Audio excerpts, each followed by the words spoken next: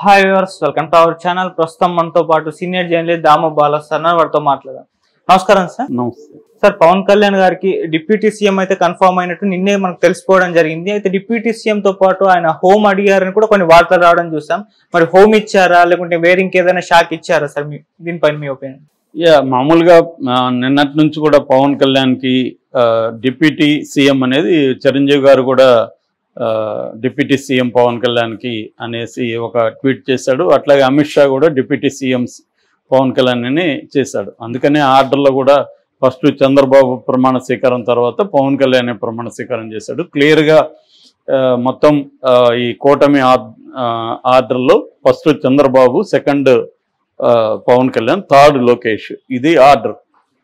ఇదే ఆర్డర్ ఎన్నికల ముందు కూడా ఉంది. అందుకని చంద్రబాబు చాలా తెలివిగా ఏం చేశాడంటే ఎక్కడ కూడా కాపు ప్రజలకు కావచ్చు, కాపు నాయకులకు కావచ్చు కోపం రాకుండా లోకేష్ని లో ప్రొఫైల్లో ఉంచి పవన్ కళ్యాణ్నే ఫోకస్ చేసుకుంటా వచ్చాడు. అది చాలా క్లవర్ ప్లే చంద్రబాబు చేసింది.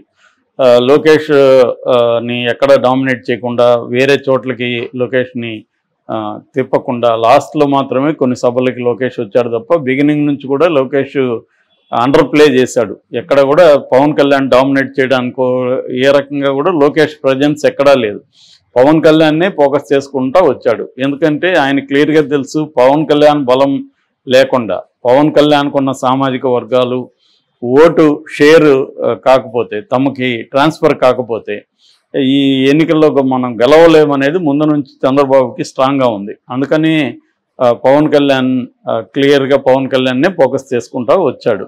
సో ఇప్పుడు కూడా గవర్నమెంట్ ఇది నిజానికి చంద్రబాబుకి ఏ రకంగానూ జనసేన మీద డిపెండ్ అవ్వాల్సిన అవసరం లేదు. క్లియర్గా 135 సీట్స్ తెలుగుదేశానికి వచ్చాయి. కానీ ఇప్పుడు పవన్ కళ్యాణ్ని స్థాయి తగ్గిస్తే అది మళ్ళీ ఎఫెక్ట్ అవుతుంది. ఇంకా స్థానిక ఎన్నికలు ఉంటాయి, ఇంకా రకరకాలు ఉంటాయి. రేపు పొద్దున 2029 కూడా వీళ్ళ దృష్టి ఉంటుంది. ఇవన్నీ ఉండాలంటే పవన్ కళ్యాణ్కి ఇంపార్టెన్స్ ఇప్పుడు కూడా ఇవ్వాలి. ఈ వర్గాలు ఏ వర్గాలు తనని సపోర్ట్ చేస్తే ఆ వర్గాల్ని కన్సల్టేట్ చేసుకోవాలి. క్లియర్గా కన్సల్టేట్ అయితే నెక్స్ట్ 2029లో కూడా ఇదే కూటమి క్లియర్గా అధికారంలోకి వచ్చే అవకాశం ఉంది. ఎందుకంటే ఆల్రెడీ జగన్ ఏమో తక్కువ అంచనా వేయాల్సిన వల్ల జగన్కి సీట్లు రాలేదేమో కానీ 40% ఓటు జగన్కి ఉంది. కాబట్టి రేపు పొద్దున ఇందులో ఒక 10% అటు షిఫ్ట్ అయినా మళ్ళీ ఇబ్బంది అవుతుంది. అందుకని చంద్రబాబుకు ముందున్న కర్తవ్యం ఏంటంటే ఈ కాపు కమ్మ ఐక్యత అనేది ప్రధానం. ఇది CSDS లోక్నీతి పోస్ట్ పోల్ సర్వేలు కూడా వాళ్ళు కూడా క్లియర్గా చెప్పింది ఏమంటే సామాజిక ఈ కూటమి అంటే ఈ సోషల్ బేస్ ఏదైతే ఉందో కమ్మ, కాపు, బీసీలు ప్రధానంగా ఈ 3 వర్గాలు కూటమిని సపోర్ట్ చేస్తాయి. అందువల్ల కూటమి సక్సెస్ కాగలిగిందనేది CSDS లోక్నీతి వాళ్ళు కూడా తేల్చిన ఇది. మొన్న ఆయన న్యూస్ లాండ్రీకి సంజయ్ సింగ్ ఆయన CSDS అసిస్టెంట్ డైరెక్టర్ ఆయన ఇచ్చిన ఇంటర్వ్యూలో కూడా క్లియర్గా ఇదే చెప్పాడు. సో ఓన్లీ పథకాలు అనేవి జనాలకి సరిపోలేదు. క్లియర్గా ఈ సోషల్ కాంబినేషన్ ఏదైతే ఉందో అది ప్రధానంగా వర్కౌట్ అయింది. సో చంద్రబాబు ఒంటరిగా పోటీ చేస్తుంటే ఈసారి కూడా జగనే వచ్చేవాడు. ఎందుకంటే ఓట్లు ముగ్గురు మధ్య చీలిపోయేవి, జగనే గెయిన్ అయ్యేవాడు. కానీ చంద్రబాబు పవన్ కళ్యాణ్ కలయిక వల్ల ఏమైందంటే ఓన్లీ పై స్థాయిలో కలవడం కాకుండా అంటే అరిథమెటిక్ కలవడం కాకుండా కెమిస్ట్రీ కూడా వర్కౌట్ అయింది. వీళ్ళిద్దరి మధ్య ఒక ఓటు షిఫ్ట్ అనేది ట్రాన్స్ఫర్ అనేది స్మూత్గా జరిగింది. అందుకనే మనకు పవన్ కళ్యాణ్కి 21కి 21, 2కి 2 ఎంపీలు గెలవడానికి కారణం ఏంటంటే తెలుగుదేశం ఓటు కూడా క్లియర్గా ట్రాన్స్ఫర్ అయింది. అట్లాగే చంద్రబాబు కూడా జనసేన ఓటు క్లియర్గా ట్రాన్స్ఫర్ అయింది. సో అందువల్ల ఈ కలయికని ప్రీపోల్ అలయన్స్ని పోస్ట్ పోల్లో కూడా తీసుకురావడానికి చంద్రబాబు చాలా జాగ్రత్తగా ఈసారి వ్యవహరిస్తున్నాడు. ఈసారి ఏంటంటే ఆయన ఎటువంటి మొహమాటాలకు ఒత్తిళ్లకు లోను కాకుండా తను అర్థం చేసుకున్న పద్ధతి ఏంటి, తను దానిలో సక్సెస్ అయ్యాడు కాబట్టి దాన్ని కంటిన్యూ చేసుకుంటూ వెళ్తున్నాడు, అలాగా ఇస్తున్నాడు. కానీ ఒక వార్తలు మరి వీళ్ళు వైసీపీ వాళ్ళు పుట్టిస్తున్నారో లేదో తెలియదు కానీ లోకేష్కి పవన్ కళ్యాణ్కి మధ్య కోల్డ్ వార్ నడుస్తుంది. పవన్ కళ్యాణ్ని స్థాయిని తగ్గించడానికి లోకేష్ ట్రై చేస్తున్నాడు. ఎందుకంటే రేపొద్దున తనని డామినేట్ చేసి తనే చంద్రబాబు తర్వాత తనే స్టేట్ వైడ్ లీడర్గా ఎదిగితే తను వర్సెస్ జగన్ అయిపోతుంది తప్ప లోకేష్ అనేవాడు సైడ్ అయిపోతాడు. కాబట్టి లోకేష్ ఈ 5 ఏళ్లలో లోకేష్ ఒక స్టేట్ స్థాయి నాయకుడిగా చంద్రబాబుకు వారసుడిగా ఎదగాలంటే ఇప్పటి నుంచి బిల్డప్ చేసుకుంటూ రావాలి. అది కూడా వాస్తవం. ఈ నెరేటివ్ ఏమి అబద్ధం కాదు, ఇది కూడా వాస్తవం. ఎందుకంటే ఇప్పుడు ఇక్కడ మళ్ళీ పవర్ నెక్స్ట్ సీఎం ఎవరు, చంద్రబాబు తర్వాత సీఎం పవన్ కళ్యాణ్ లోకేష్ అన్నప్పుడు లోకేష్ ఎందుకు వదులుకుంటాడు అంటే ఓవరాల్గా తెలుగుదేశం జనసేనలో చూసుకుంటే తెలుగుదేశం బలమే నిజమైన బలం. అది యాడ్ అయి ఉండొచ్చు, యాడ్ అయ్యి తెలుగుదేశానికి ఊపు ఇచ్చుండొచ్చు. చాలామంది ఇప్పుడు అనలైజ్ చేసేది ఏంటంటే అసలు ఈయన తెలుగుదేశం బలమే సరిపోతుంది కదా, అసలు పవన్ కళ్యాణ్ కలవకపోయింటే ఇంకా బాగుండేది, లోకేష్ని ఈజీగా మనం ప్రాజెక్ట్ చేసి ఉండొచ్చు, అనవసరంగా చంద్రబాబు పిరుకోడు భయపడి పవన్ కళ్యాణ్ కలిశాడు అనేది కూడా ఇప్పుడు కొంతమంది విశ్లేషణ చేస్తున్నారు. ముఖ్యంగా తెలుగుదేశం సంబంధించిన విశ్లేషకులు ఈ విశ్లేషణ తీసుకొస్తున్నారు. కానీ అది చెప్పలేం, ఎందుకంటే ఇప్పుడు మనం గెలిచిపోయినాక ఎన్నైనా మాట్లాడచ్చు. కానీ అప్పుడు ఖచ్చితంగా పవన్ కళ్యాణ్ లేకపోయింటే తెలుగుదేశం శ్రేణులే నిరాశలోకి వెళ్ళిపోయాయి. ఈయన అరెస్ట్ అయిన టైంలో ఖచ్చితంగా పవన్ కళ్యాణ్ బలం అవసరం. ఇది చంద్రబాబు గ్రహించాడు. ఇప్పుడు మనకి 135 వచ్చాయి కాబట్టి ఇదంతా మన బలం అనుకుంటే కుదరదు కదా. అక్కడ ఓటు అనేది చీలకుండా ఇటు వచ్చింది కదా. రెండోది కూడా జగన్కి యాంటీగా ఒక స్ట్రాంగ్ నెరేటివ్ని బిల్డప్ చేయడంలో కొత్తగా వచ్చిన పవన్ కళ్యాణ్ది కూడా పాత్ర ఉంది.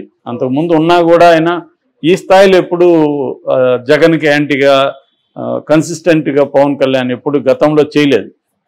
సో ఇవన్నీ ముఖ్యంగా యూత్ ఓటర్స్ కనెక్ట్ అవ్వడానికి కూడా పవన్ కళ్యాణ్ పెద్ద ఎత్తున ఉపయోగపడ్డాడు.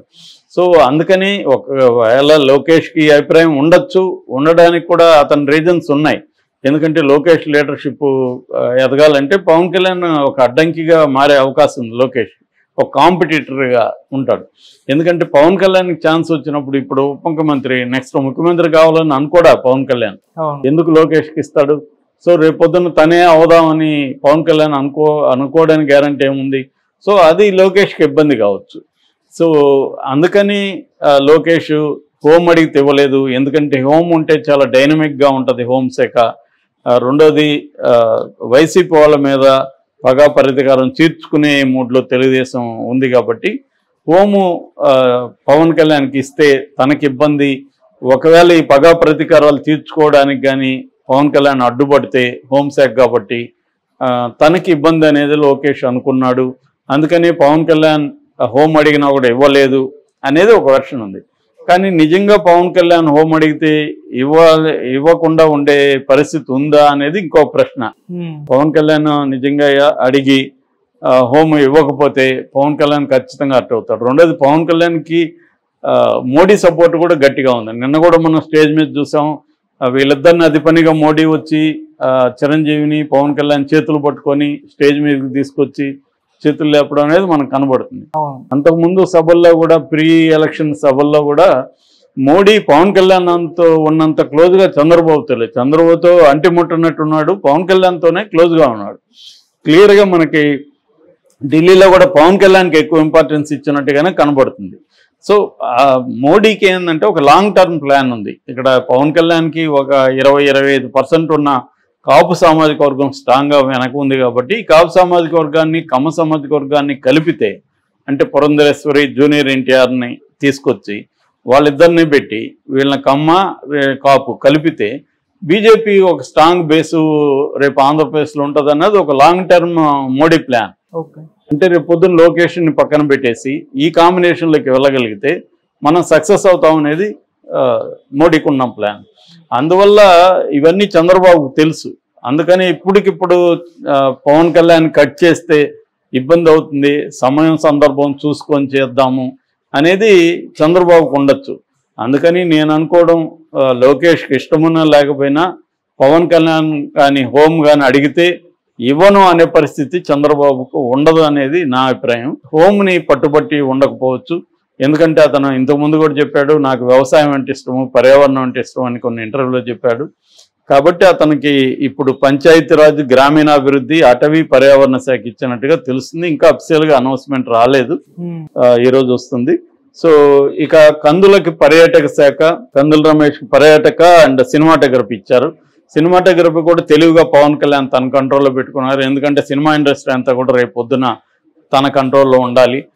ఇప్పుడు ఆల్రెడీ చిరంజీవిని పెద్ద మనిషిని చేయాలి. ఇక్కడ చిరంజీవికి పోటీగా మొన్నటి వరకు బాలకృష్ణ, మోహన్ బాబులు కనబడ్డారు. బాలకృష్ణ సైడ్ అయిపోయాడు. బాలకృష్ణ చిరంజీవిని ఆహ్వానించింది కూడా బాలకృష్ణనే. కాబట్టి బాలకృష్ణ సైడ్ అయిపోయాడు. కాబట్టి చిరంజీవి పెత్తనాన్ని సినిమా ఇండస్ట్రీ మీద ఎస్టాబ్లిష్ చేయడానికి ఇది మంచి అవకాశం. మోహన్ బాబు కూడా ఇంకా జోలికి రాడు, అధికారం అక్కడ ఉంది కాబట్టి ఈ సినిమాటోగ్రఫీ శాఖ తన దగ్గర కందుల దుర్గేష్ దగ్గర పెట్టుకున్నాడు. కాబట్టి ఆయన తన కంట్రోల్లో ఉంది పవన్ కళ్యాణ్.